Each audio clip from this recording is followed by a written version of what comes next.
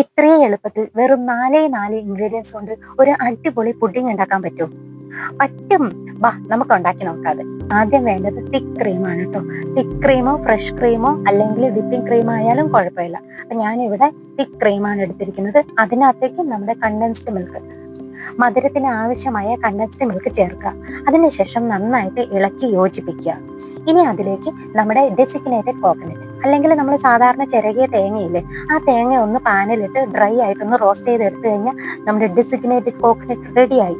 ഇനി അതും മിക്സ് ചെയ്തതിന് ശേഷം ബ്രെഡ് സ്ലൈസസ് എടുക്കുക. അതിന്റെ സൈഡെല്ലാം കട്ട് ചെയ്ത് വൃത്തിയാക്കി എടുത്തതിന് ശേഷം ഏത് പുഡിംഗ് ട്രേ ആണോ എടുക്കുന്നത് അതിനകത്തേക്ക് നിരത്തി വെച്ച് കൊടുക്കുക. അടുത്തതായിട്ട് പ്രിപ്പയർ ചെയ്ത പുഡിംഗ് മിക്സ് അതിന്റെ മുകളിൽ ഒഴിച്ച് ഒന്ന് നിരത്തി വെച്ച് കൊടുക്കുക. ശേഷം വീണ്ടും നമ്മുടെ ബ്രെഡ് സ്ലൈസസ് വെച്ച് കൊടുക്കുക, പുഡിംഗ് മിക്സ്. അങ്ങനെ നമ്മളത് റിപ്പീറ്റ് ചെയ്ത് എത്രത്തോളം ഉണ്ടോ അതിനനുസരിച്ച് നമ്മൾ ചെയ്യുക.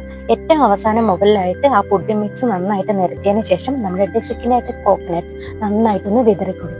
ഇത് നമ്മുടെ ഫ്രിഡ്ജിൽ ഒരു 2-3 മണിക്കൂർ വെക്കുക. ഫ്രീസറിലല്ല, ഫ്രിഡ്ജിൽ വെച്ചതിന് ശേഷം തണുപ്പിച്ച് നമുക്ക് കഴിക്കാം. മധുരം ഇഷ്ടപ്പെടുന്ന എല്ലാവരും ഇതൊന്ന് ട്രൈ ചെയ്യണം കേട്ടോ, കാരണം അത്രയ്ക്കും ടേസ്റ്റാണ്.